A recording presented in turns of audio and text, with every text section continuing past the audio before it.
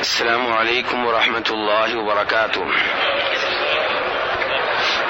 ان الحمد للہ نحمده ونستعینه ونستغفره ونعوذ باللہ من شرور انفسنا ومن سیئات اعمالنا من يهده الله فلا مضل له ومن يضلل فلا هادي له.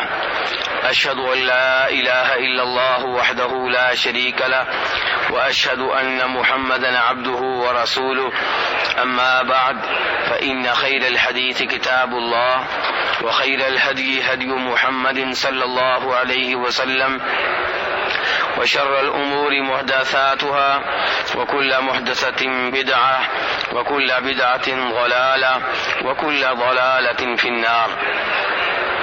ہر قسم کی حمد و ثنا اللہ تبارک و تعالی کے لیے اور بے شمار درود و سلام ہوں جناب نبی اکرم صلی اللہ علیہ وسلم کی ذات اقدس پہ.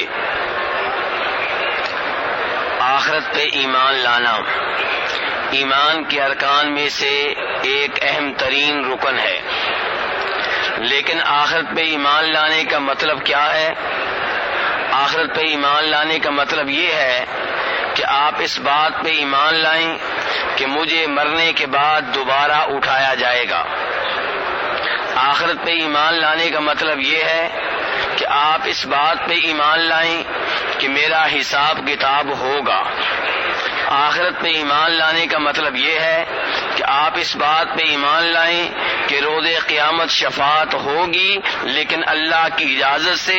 جس کے بارے میں اللہ چاہے گا اسی کے بارے میں شفاعت ہو سکے گی. اللہ کی مرضی کے بغیر کوئی بھی شفاعت نہیں کر سکے گا اور نہ اس کے بارے میں شفاعت کام آئے گی جس کے بارے میں اللہ تعالیٰ نہ چاہتے ہوں. آخرت پہ ایمان لانے کا مطلب یہ ہے کہ آپ اس بات پہ ایمان لائیں کہ نبی علیہ الصلوۃ والسلام کا حوض ہوگا جس میں سے آپ اپنے امتیوں کو پانی پلائیں گے. جس نے ایک دفعہ پانی پی لیا اسے پھر کبھی پیاس نہیں لگے گی. لیکن یہ حوض اور اس سے پانی پینے کا اعزاز انہی کو ملے گا جو دنیا میں نمازیں پڑھتے رہے، وضو کرتے رہے. روز قیامت ان کے وضو کے اعضاء چمک رہے ہوں گے. ان اعضاء کے چمکنے سے آپ پہچان لیں گے کہ یہ میرا امتی آ رہا ہے اور پھر اسے پانی پلائیں گے. لیکن اگر کوئی وضو کرتا رہا، نمازیں پڑھتا رہا، قیامت کے روز اس کے وضو کے اعضاء چمک رہے ہیں لیکن وہ بدعتی تھا، دین میں اضافے کرتا رہا، دین میں بدعتیں داخل کرتا رہا، اسے نبی علیہ الصلوۃ والسلام کے پاس نہیں آنے دیا جائے گا. اور آپ کہیں گے یہ تو میرا امتی ہے، آپ کو بتایا جائے گا امتی ہے لیکن بدعتی ہے. نبی علیہ الصلوۃ والسلام نے یہ بھی بتایا کہ روز قیامت پل صراط ہوگا جو جہنم کے اوپر ہوگا.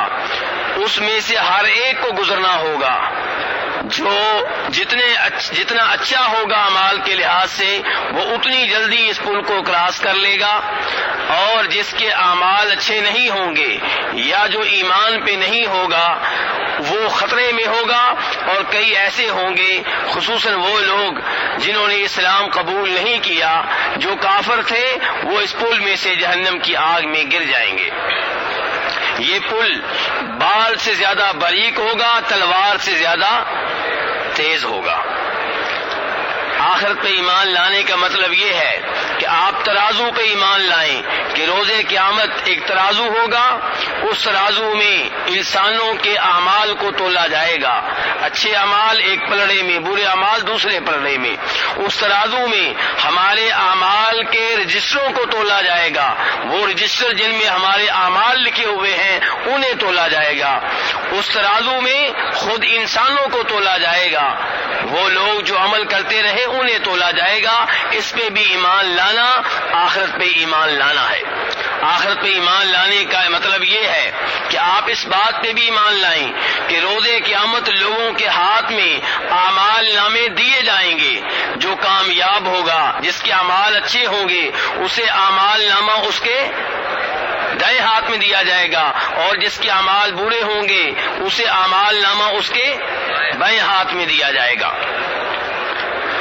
آخرت پہ ایمان لانا اس بات پہ بھی ایمان لانا ہے کہ روز قیامت کئی لوگوں کو جنت میں بھیجا جائے گا، کئی لوگوں کو جہنم میں بھیجا جائے گا، اور یہ کہ جنت اور جہنم تیار ہو چکی ہیں۔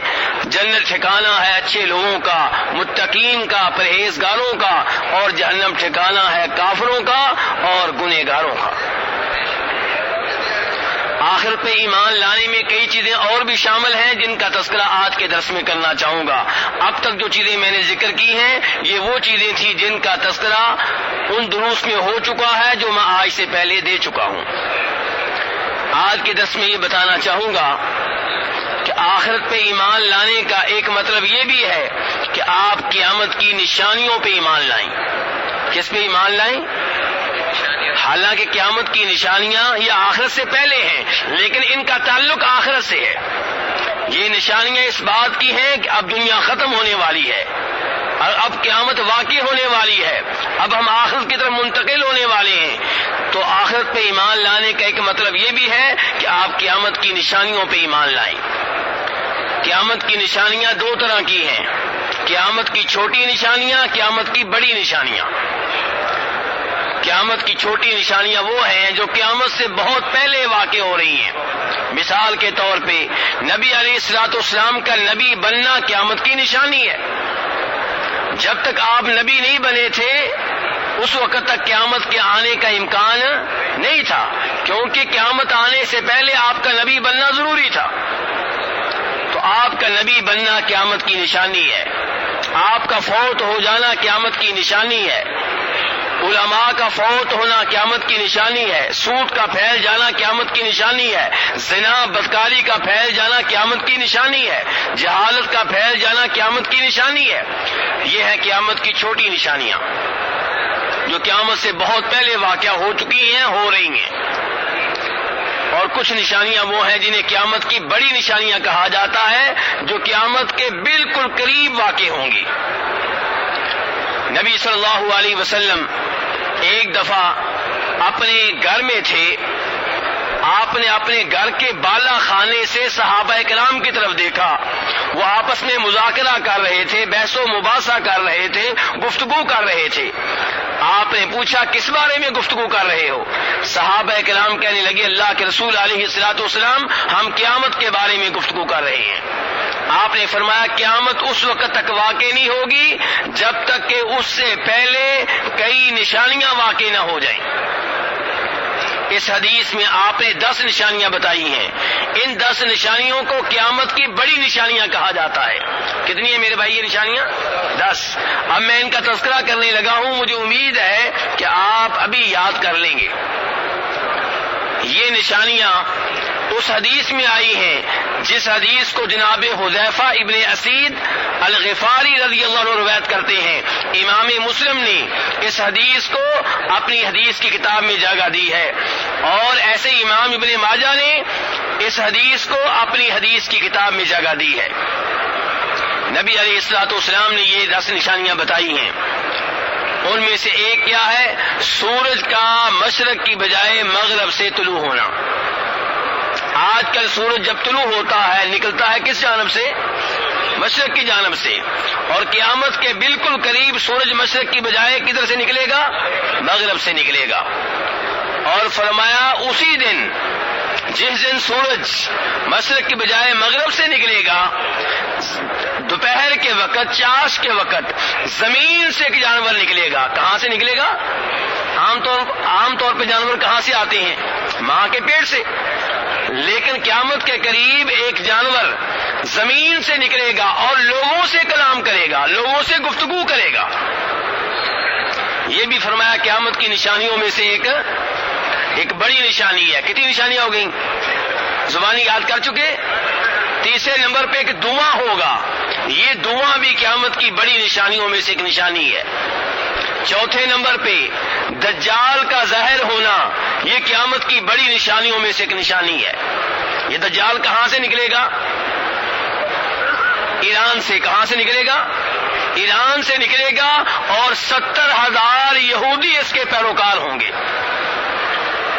نکلے گا کس ملک سے؟ ایران سے۔ 70,000 یہودی اس کے پیچھے پیچھے ہوں گے۔ وہ کہاں سے آئیں گے؟ وہ بھی ادھر ہی ہوں گے۔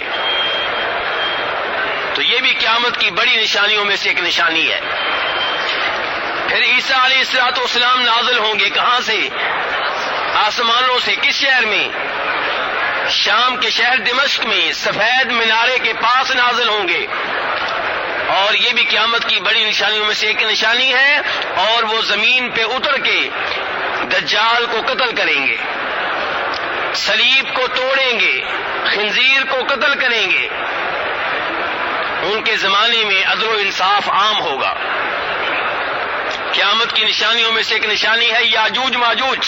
یہ ایک قوم ہے جس کا تذکرہ سورہ کہف میں موجود ہے۔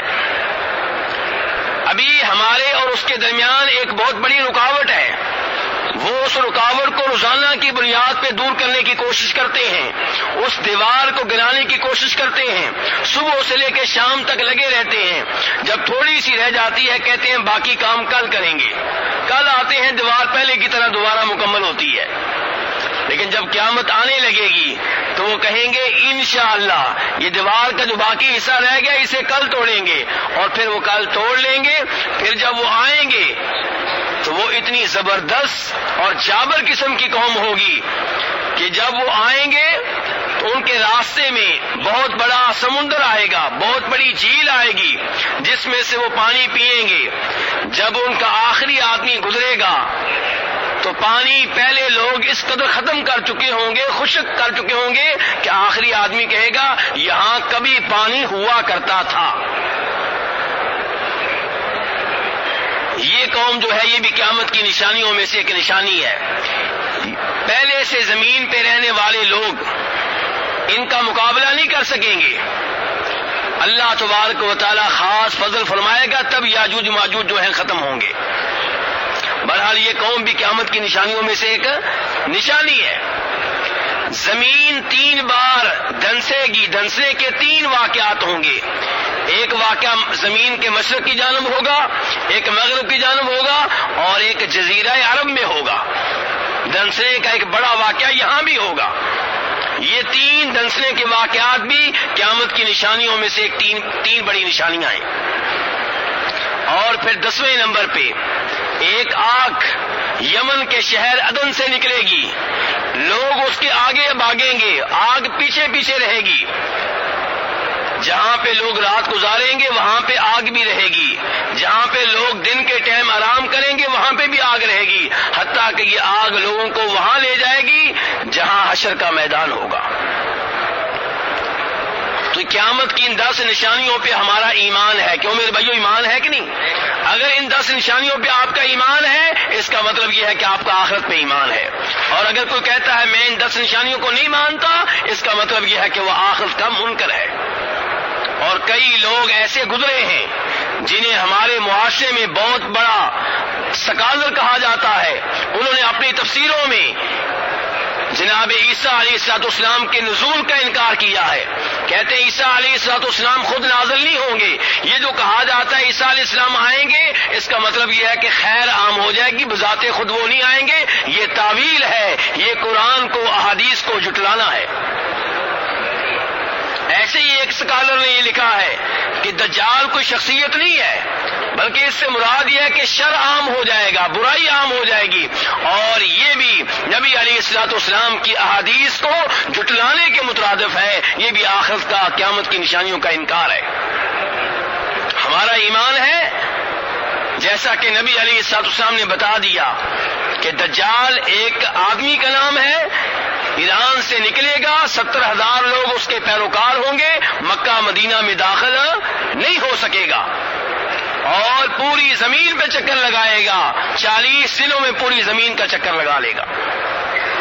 ایسے عیسیٰ علیہ السلام جو نبی گزرے ہیں، ہمارا ایمان ہے خود وہ نازل ہوں گے، وہ ابھی زندہ ہیں، آسمانوں پہ فوت نہیں ہوئے۔ تو آخرت پہ ایمان لانے کا یہ مطلب ہے کہ آپ کا قیامت کی نشانیوں پہ کیا ہے؟ ایمان ہے۔ آخرت پہ ایمان لانے کا ایک مطلب یہ ہے کہ آپ کا اس بات پہ بھی ایمان ہے کہ قیامت واقع ہوگی۔ پہلے میں نے کیا کہا تھا؟ قیامت کی نشانیاں۔ اب کیا کہہ رہا ہوں؟ قیامت واقع ہوگی اور سور میں پھونکا جائے گا۔ یہ ہمارے بزرگ کیا لکھ رہے ہیں کافی دیر سے؟ ذرا توجہ ادھر رکھیں میرے بزرگ جی۔ ہاں جی تو میرے بھائی توجہ سے، آپ کی توجہ دائیں بائیں ہوتی ہے تو میری بھی ساتھ ہی ہو جاتی ہے، آپ کبھی ادھر ان کے ساتھ کبھی ان کے ساتھ. تو میرے بھائی قیامت واقع ہوگی، اس بات پہ بھی ایمان لانا ہوگا، اور اس بات پہ بھی کہ سور میں پھونکا جائے گا. سور میں کتنی بار پھونکا جائے گا؟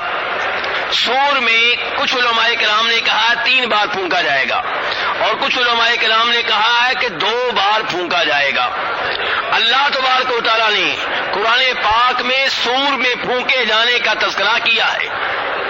چنانچہ اللہ تبارک و تعالیٰ فرماتے ہیں سورۃ النمل میں وَيَوْمَ يُنفَخُ فِي الصُّورِ فَفَزِعَ مَن فِي السَّمَاوَاتِ وَمَن فِي الْأَرْضِ إِلَّا مَن شَاءَ اللَّهُ وَكُلٌّ أَتَوْهُ دَاخِرِينَ.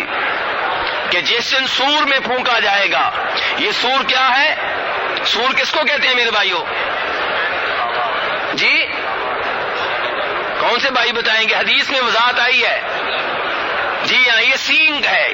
خود آپ سے ایک عرابی نے سوال کیا تھا، مسند احمد کی حدیث ہے کہ سور کیا ہے؟ آپ نے کہا تھا یہ ایک سینگ ہے جو فرشتے کے ہاتھ میں ہے، اور وہ فرشتہ میرے بھائیوں بالکل تیار کھڑا ہے کہ کب مجھے حکم ملے اور میں سور میں پھونک دوں. تو سور میں جب پھونکا جائے گا اللہ تعالیٰ کہتے ہیں زمین اور آسمان میں جو بھی ہیں سارے کے سارے گبرا جائیں گے.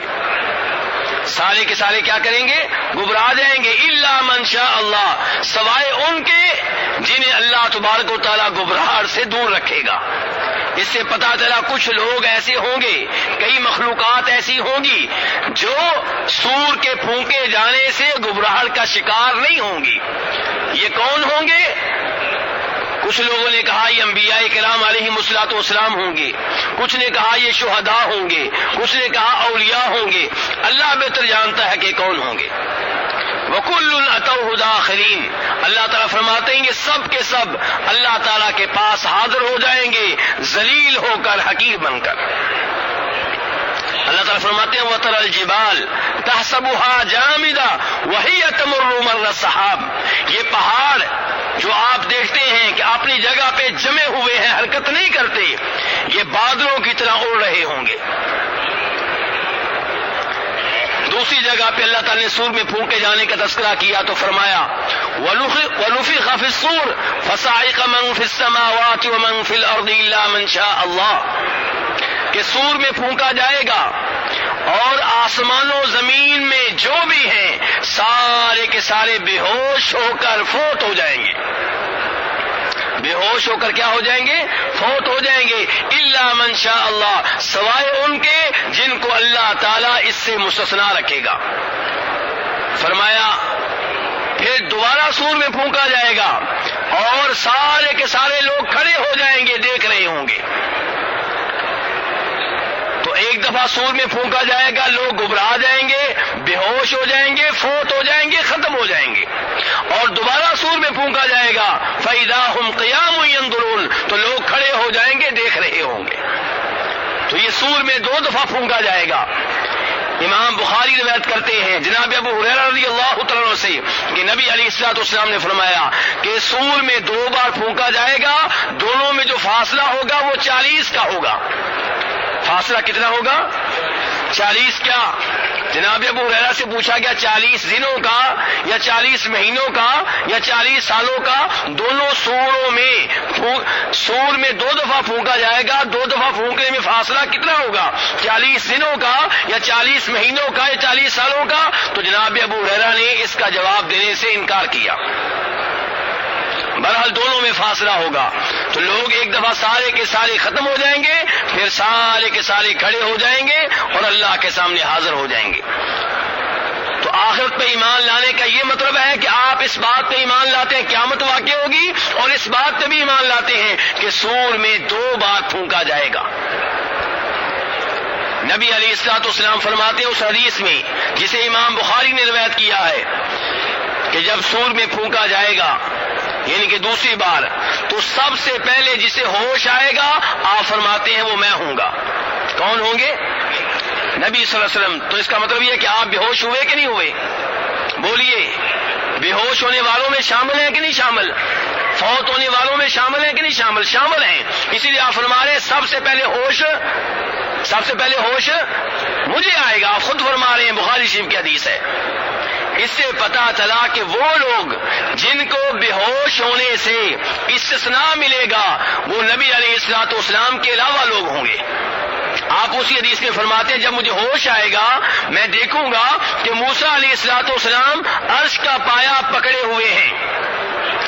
آپ فرماتے ہیں اب مجھے نہیں پتا کہ انہیں بے ہوش کیا گیا اور انہیں مجھ سے پہلے ہوش آیا یا انہیں بے ہوش ہی نہیں کیا گیا، کیونکہ طور پہاڑ پہ وہ بے ہوش ہو گئے تھے، اس کے بدلے میں شاید انہیں اب معافی ملی ہے. آپ فرماتے ہیں مجھے نہیں پتا. یہ تو کافی سارے بزرگ سو رہے ہیں. موضوع سونے والا نہیں ہے، جاگنے والا ہے. 3 بزرگ ایک ساتھ سو رہے تھے. تو میرے بھائی دیکھیے، نبی علیہ الصلوۃ والسلام فرما رہے ہیں کہ میں سب سے پہلے ہوش میں آؤں گا، لیکن میں دیکھوں گا کہ موسیٰ علیہ السلام عرش کے پائے کو پکڑے ہوئے ہیں. فرماتے ہیں آپ کہ مجھے نہیں پتا کہ وہ بے ہوش ہوئے اور مجھ سے پہلے انہیں ہوش آیا یا انہیں بے ہوش ہونے سے استثناء مل گیا اس لیے کہ طور پہاڑ پہ وہ بے ہوش ہوئے تھے. یہاں سے بھی پتا چلا کہ نبی علیہ الصلوۃ والسلام کو اللہ نے غیب کی کئی باتیں بتائی تھیں لیکن غیب کا کل علم نہیں دیا. اسی لیے آپ فرما رہے ہیں مجھے نہیں پتا کہ موسیٰ علیہ السلام کے ساتھ کیا معاملہ ہوا. اور اس سے یہ بھی پتا چلا کہ ہمارے نبی اگرچہ تمام انسانوں میں سب سے افضل ہیں، سب سے اعلیٰ ہیں، سب سے مقدس ہیں، سب سے محترم ہیں، لیکن اس کا مطلب یہ نہیں ہے کہ آپ کو ہر چیز ملی ہے. اب دیکھیے یہاں پہ قرآن نے بھی بتایا کہ کچھ لوگوں کو بے ہوش ہونے سے استثناء ملے گا اور آپ کو استثناء نہیں ملا. شاید موسیٰ علیہ السلام کو ملا ہے یا کسی اور کو ملا ہے. نبی علیہ الصلوۃ والسلام تمام انسانوں میں افضل ہیں، لیکن آپ ماں باپ سے پیدا ہوئے ہیں اور عیسیٰ علیہ السلام باپ کے بغیر ماں سے صرف ماں سے پیدا ہوئے ہیں. آپ تمام انسانوں سے افضل ہیں لیکن آپ ماں باپ سے پیدا ہوئے. آدم علیہ السلام بغیر باپ بغیر ماں کے پیدا ہوئے. تو نبی علیہ الصلوۃ والسلام تمام انسانوں سے افضل، سب سے اعلیٰ، سب سے مقدس، سب سے محترم، لیکن یہ کہنا کہ ہر چیز آپ کو ملی ہے یہ درست نہیں ہے. تو بہرحال بتانا یہ چاہ رہا تھا کہ قیامت کے واقع ہونے پہ ایمان لانا اور اس بات پہ ایمان لانا کہ سور میں پھونکا جائے گا، یہ آخرت پہ ایمان لانا ہے. آخرت پہ ایمان لانے میں یہ چیز بھی شامل ہے کہ آپ چھوٹی قیامت پہ ایمان لائیں. کس قیامت پہ؟ یہ چھوٹی قیامت کیا ہوتی ہے؟ ہر ایک کا فوت ہونا، جو فوت ہو گیا اس کی قیامت واقع ہو گئی. بڑی قیامت وہ ہے جس میں سب ختم ہو جائیں گے، لیکن جس پہ موت آ گئی اس کی قیامت واقع ہو گئی. کل نفس ذائقۃ الموت، ہر انسان نے موت کا ذائقہ چکھنا ہے. انک میت وانہم میتون، 23واں سپارہ سورہ زمر. اللہ تعالیٰ فرماتے ہیں اے نبی علیہ الصلوۃ والسلام آپ بھی فوت ہونے والے ہیں اور یہ سب بھی فوت ہونے والے ہیں. آخرت پہ ایمان لانے میں یہ چیز بھی شامل ہے کہ آپ اس بات پہ ایمان لائیں کہ جس کو قبر میں دفن کر دیا گیا اس سے قبر میں سوال و جواب ہوتے ہیں. اسے پوچھا جاتا ہے تمہارا رب کون ہے، تمہارے نبی کون ہے، تمہارا دین کیا ہے. آخر پہ ایمان لانے میں یہ چیز بھی شامل ہے کہ آپ اس بات پہ ایمان لائیں کہ قبر میں عذاب ہوتا ہے، قبر میں نعمتیں ملتی ہیں. جو عذاب کا حقدار ہے اسے قبر میں عذاب ہوتا ہے، جو نعمتوں کا حقدار ہے اسے قبر میں، بولیے میرے بھائی، قبر میں نعمتیں ملتی ہیں. اللہ تعالیٰ فرماتے ہیں عذاب کا تذکرہ کرتے ہوئے 24ویں سپارے میں النار یعرضون علیہا غدوا وعشیا ویوم تقوم الساعة ادخلوا آل فرعون اشد العذاب، کہ فرعون اور اس کے حواریوں کو صبح و شام جہنم کی آگ کے سامنے پیش کیا جا رہا ہے. کب؟ آج کل. کب؟ آج کل. صبح و شام جہنم کی آگ کے سامنے انہیں پیش کیا جا رہا ہے. تو یہ قبر کا عذاب ہے، قبر کا عذاب حقیقت ہے، اس پہ ایمان لانا ہوگا. معتزلہ فرقے سے تعلق رکھنے والے اور آج بھی کئی لوگ اپنی عقل کو قرآن و حدیث پہ ترجیح دینے والے عذاب قبر کے منکر ہیں، جو جو عذاب قبر کا منکر ہے وہ آخرت کا منکر ہے. تو عذاب قبر برحق ہے، جس کا تذکرہ قرآن میں بھی آیا، نبی علیہ الصلوۃ والسلام کی حدیث میں آیا. یہ قرآن کے الفاظ ہیں کہ فرعون اس کے حواریوں کو صبح و شام جہنم کی آگ کے سامنے پیش کیا جا رہا ہے.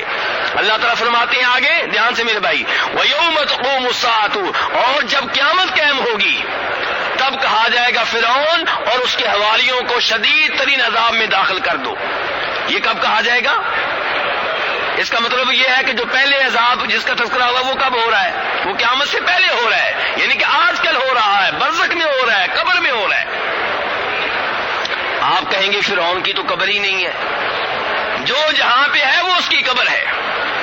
اگر کوئی انسان اس کو مچھلی کھا گئی، مچھلی کا پیٹ اس کے لیے قبر ہے. کسی کو اگر آگ میں جلا دیا گیا، اس کی راکھ بکھیر دی گئی، جہاں پہ اس کی راکھ ہے وہ اس کی قبر ہے. تو قبر کا عذاب کیا ہے میرے بھائیوں؟ حقیقت ہے، برحق ہے. اور فرعون اس کے حواریوں کو یہ عذاب آج کل ہو رہا ہے. اور امام بخاری رحمہ اللہ روایت کرتے ہیں جناب زید بن ثابت رضی اللہ تعالیٰ عنہ سے، وہ کہتے ہیں کہ نبی علیہ الصلوۃ والسلام بنو نجار قبیلے کے باغ میں تھے. کس قبیلے کے باغ میں تھا یہ سب؟ بنو نجار قبیلے کے آپ باغ میں تھے اور خچر پہ تھے. خچر آپ کا چل رہا تھا، اچانک اس نے اپنا راستہ چھوڑنا شروع کر دیا، دائیں بائیں ہونے لگا. تو نبی علیہ الصلوۃ والسلام نے دیکھا کہ وہاں پہ قبریں ہیں، 4 5 یا 6 قبریں تھیں. آپ نے کہا کوئی جانتا ہے کہ ان قبروں میں کون مدفون ہے؟ ایک آدمی نے کہا میں جانتا ہوں. آپ نے پوچھا یہ لوگ کب فوت ہوئے؟ کہا یہ شرک کی حالت میں فوت ہوئے ہیں. تو نبی علیہ الصلوۃ والسلام نے فرمایا کہ قبروں میں ان لوگوں کی آزمائش ہوتی ہے. اگر یہ بات نہ ہو، اگر اس بات کا خدشہ نہ ہو، اگر اس بات کا خوف نہ ہو کہ تم لوگ اپنے مردوں کو قبروں میں دفن کرنا ترک کر دو گے، تو میں اللہ تعالیٰ سے دعا کروں کہ اللہ تعالیٰ تمہیں بھی قبر کے عذاب کی وہ واضح سنائے جو میں سنتا ہوں. قبر میں جو عذاب ہوتا تھا اس کی آوازیں آپ سنتے تھے. آپ فرما رہے اگر یہ خدشہ نہ ہو کہ یہ آواز اگر تم نے سن لی تو تم نے مردوں کو قبروں میں دفن کرنا ترک کر دینا ہے. اگر یہ خدشہ نہ ہو تو میں اللہ سے دعا کروں کہ اللہ تمہیں بھی آواز سنائے. پھر آپ نے کہا صحابہ کرام جو وہاں پہ موجود تھے ان سے کہا تعوذوا من عذاب القبر، اللہ سے قبر کے عذاب سے بچنے کے لیے اللہ سے پناہ مانگو. صحابہ کرام نے فوری طور پہ کہا ہم اللہ تعالیٰ سے پناہ مانگتے ہیں قبر کے عذاب سے بچنے کے لیے. کیوں جی آپ لوگ پناہ مانگتے ہیں کہ نہیں مانگتے؟ کب کس وقت؟ جی اتحیات میں قبر کے عذاب سے بچنے کے لیے، جہنم کے عذاب سے بچنے کے لیے، اور 2-3 اور چیزیں ہیں ان سے بچنے کے لیے پناہ مانگنا یہ ضروری ہے، واجب ہے، یہ دعا کرنا لازمی ہے. نبی علیہ السلام نے اس کا حکم دیا ہے. پھر آپ نے اسی موقع پہ کہا کہ جہنم کے عذاب سے بچنے کے لیے اللہ تعالیٰ سے پناہ مانگو. صحابہ کرام نے فوری طور پہ کہا کہ ہم جہنم کے عذاب سے بچنے کے لیے اللہ سے پناہ مانگتے ہیں. پھر آپ نے کہا دجال کے فتنے سے بچنے کے لیے اللہ سے پناہ مانگو. صحابہ کرام نے فوری طور پہ کہا ہم دجال کے فتنے سے بچنے کے لیے اللہ سے پناہ مانگتے ہیں. پھر آپ نے کہا کہ ظاہری اور باطنی جتنے بھی فتنے ہیں ان سے بچنے کے لیے اللہ سے پناہ مانگو. صحابہ کرام نے کہا کہ ہم اللہ تعالیٰ سے پناہ مانگتے ہیں ظاہری اور باطنی تمام فتنوں سے بچنے کے لیے. یہ حدیث میں نے ابھی کیوں بیان کی ہے؟ کیا کہنا چاہتا ہوں جی؟ اس کا میرے موضوع سے کیا تعلق ہے؟ جی حاجی صاحب کون سے حدیث بتائیں گے؟ جی کس چیز کے اوپر؟ قبر کے عذاب پہ. میرا موضوع کیا ہے؟ میں ابھی کیا بتا رہا تھا کہ قبر میں عذاب ہوتا ہے یا نعمتیں ملتی ہیں. تو قبر میں عذاب ہوتا ہے اس کی دلیل کے طور پہ پہلے میں نے آیت پیش کی، اب یہ حدیث پیش کی ہے بخاری شریف کی. تو اس لیے میرے بھائیو قبر کا عذاب برحق ہے. کیا مطلب برحق ہے؟ یہ حقیقت ہے، اس پہ ایمان لانا ضروری ہے، اور اس پہ ایمان لانا آخرت پہ ایمان لانا ہے. میرے بھائیو قبر میں اگر کوئی ایسا آدمی ہو جو اچھا ہے، نیک ہے، اسے نعمتیں ملتی ہیں۔ چنانچہ امام احمد، امام ابو داؤد رحمہ اللہ روایت کرتے ہیں جناب براء ابن عازب رضی اللہ تعالیٰ عنہ سے۔ ابھی میں کیا بیان کرنے لگا ہوں میرے بھائی؟ جی، قبر کی نعمتوں کی دلیل پیش کرنے لگا ہوں۔ کیا پیش کرنے لگا ہوں؟ کہ قبر میں نعمتیں ملتی ہیں۔ اس کی دلیل کے طور پہ کہہ رہا ہوں کہ براء ابن عازب روایت کرتے ہیں، نبی علیہ الصلوۃ والسلام سے ایک حدیث منقول ہے، لمبی حدیث ہے، کہ ایک مردے کو دفن کرنے لگے تھے، لوگ ابھی قبر کھود رہے تھے، آپ وہاں پہ بیٹھے ہوئے تھے، وہاں پہ آپ نے بتایا موت کیسے آتی ہے، نیک آدمی پہ موت کیسے آتی ہے، کافروں فاضلوں کے اوپر موت کیسے آتی ہے۔ اس حدیث میں آگے چل کے آپ کہتے ہیں کہ وہ آدمی جو سوالوں کے صحیح جواب دے، تیرا رب کون ہے؟ صحیح جواب دے۔ تیرا دین کیا ہے؟ صحیح جواب دے۔ تمہارے نبی کون ہے؟ صحیح جواب دے۔ اس کے لیے آواز آتی ہے کہ میرا یہ جو بندہ ہے اس کو لباس پہنا دو جنت کا۔ کون سا لباس پہنا دو؟ جنت کا۔ اور اس کے لیے بستر لگا دو جنت کا، اور اس کے لیے دروازہ کھول دو، کھڑکی کھول دو جنت کی طرف، پھر جنت کی خوشبوئیں آتی ہیں، جنت کی ٹھنڈی ہوائیں آتی ہیں۔ تو یہ آدمی نعمتوں میں ہے، قبر میں اسے نعمتیں مل رہی ہیں۔ تو میرے بھائیو، قبر کا عذاب بھی برحق ہے، قبر کی نعمتیں بھی برحق ہیں۔ اللہ تبارک تعالیٰ سے دعا ہے کہ وہ ہمیں قبر کے عذاب سے محفوظ رکھے۔ یا اللہ ہمیں ان میں شامل فرما جو قبر میں درست جواب دیں گے، جو ثابت قدم رہیں گے، جنہیں قبر میں نعمتیں ملیں گی۔ یا اللہ ہمارے گناہوں کی طرف نہ دیکھنا، یا اللہ اپنی رحمت کی طرف دیکھنا، یا اللہ ہم پہ قبر میں بھی اپنی رحمتیں نازل فرمانا، اپنی برکتیں نازل فرمانا، بلکہ یا اللہ جتنے بھی مسلمان فوت ہو چکے ہیں ان سب کی قبریں منور فرما، ان سب کی قبریں کشادہ فرما۔ یا اللہ ان کے گناہ معاف کر دے، یا اللہ انہیں قبر کے عذاب سے محفوظ فرما، یا اللہ جہنم کے عذاب سے محفوظ فرما۔ وصلی اللہ تعالی علی نبیہ محمد وآلہ وصحبہ اجمعین۔ کل انشاءاللہ ہمارا موضوع ہوگا تقدیر پہ ایمان۔ کیا موضوع ہوگا؟